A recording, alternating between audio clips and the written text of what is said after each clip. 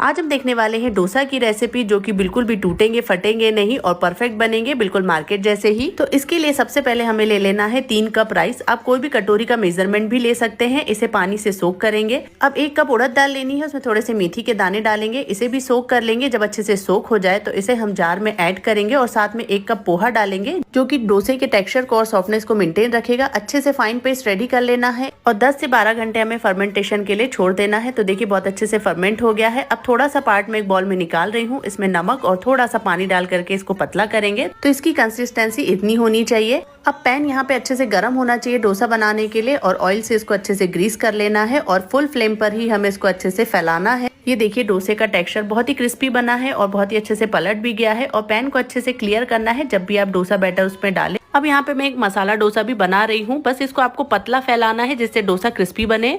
अब घर में ही आप मार्केट जैसा डोसा प्रिपेयर कर सकते हैं।